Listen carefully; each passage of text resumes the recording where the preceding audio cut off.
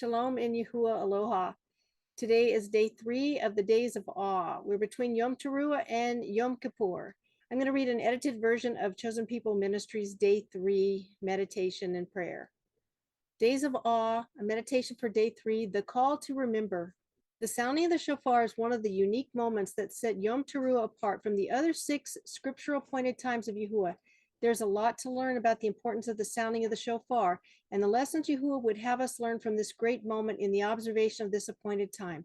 In Numbers 10, verses 8 to 10, the sacrifices of the Kodesh day are detailed. And the sons of Aharon, the Kohanim, the priest, blow with the trumpets. And it shall be to you for a law forever throughout your generations. When is that? A law forever throughout your generations. And when you go into battle in your land against the enemy that distresses you, then you shall shout with the trumpets, and you shall be remembered before YaHuWaH your Elohim, and you shall be saved from your enemies. This is huge, y'all. In the day of your gladness and in your appointed times, these are all in Leviticus 23, and at the beginning of your months, that's new moon day, you shall blow the trumpets over your burnt offerings and over your peace offerings, and they shall be a remembrance for you before your Elohim. I am YaHuWaH your Elohim. That's exciting news. The sounding of the shofar is a piercing reminder to Israel, or Yasharel, which means the straight path to El. It's a piercing reminder to Yasharel that the Elohim of Abraham, Yitzhak, and Yaakov is their Elohim by covenant, and he should be adored and worshipped. If you look at the passage carefully that we just read, especially in the Hebrew, it becomes clear that the shofar was sounded not only to warn Yasharel of what was coming, but according to the text was also to remind YaHuWaH of the value he attached to his relationship with the children of Yaakov, his people. The heart of the appointed time revolves around the word relationship. YaHuWaH wants us to have a pure relationship with him, but also with those who are part of our family, our neighborhood, our workplace, the spiritual community, and beyond. The sounding of the shofar is a call to remember that we belong to YaHuWaH. Our primary relationship in our existence is as his child, and we were created to serve him. Life is so fast-paced that we can quickly forget our primary relationship in light of the incessant demands placed upon us by others. Of course, we must pay careful attention to those YaHuWaH has given to us to love and care for, but in the process, we cannot neglect our relationship with him, which is one reason I appreciate the season of the year. It almost forces me to remember that my primary relationship is with YaHuWaH. We can easily become detached from YaHuWaH and Yahushua in the midst of everyday business and responsibility. The restoration of our relationship with YaHuWaH is why we are called to repent, as sin is what separates us from him. Part of heeding the shofar blast is to repent and return to YaHuWaH, and to ask him to make your relationship with him as close and personal as possible. We know this requires repentance and turning from whatever it is that keeps us away from him.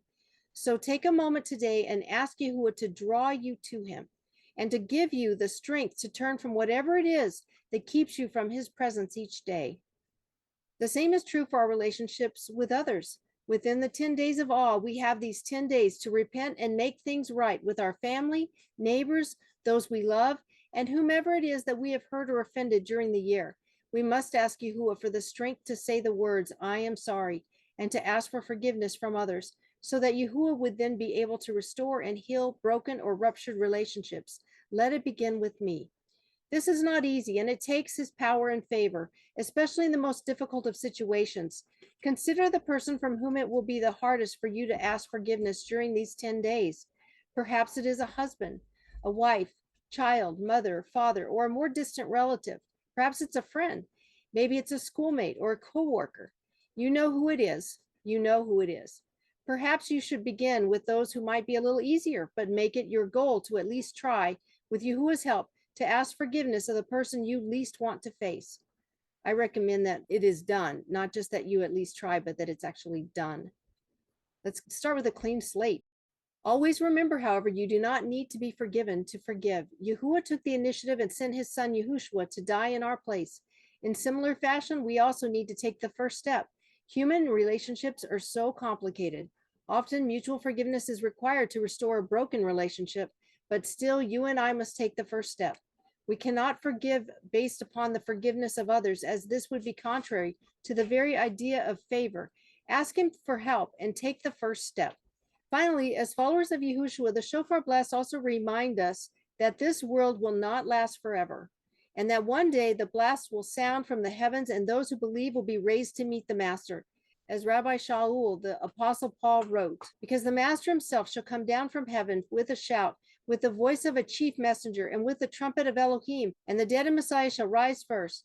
Then we, the living who are left over, shall be caught away together with them in the clouds to meet the Master in the air, and so we shall always be with the Master. That's 1 Thessalonians 4:16-17. Scripture meditation. By meditating on the above verses of Scripture, we will also be reminded of the return of the Master YaHuWaH. He is coming soon, and we must live today in light of his return. We will see him face to face, and so now is the time to repent and return to the Master, to ask him to renew our strength and empower us to live pure and kodesh, that sanctified lives, as this is what it means to prepare for his coming. Now is the time to make relationships right by the power of the Ruach, his breath, his force, his space, his witness, our comforter, and by allowing his love to flow through us. The blowing of the shofar reminds us that a day will come when it is just too late for repentance and reconciliation. We must begin today. We must be in allegiance with YaHuWaH, in alignment with him, bound to him. Today's prayer.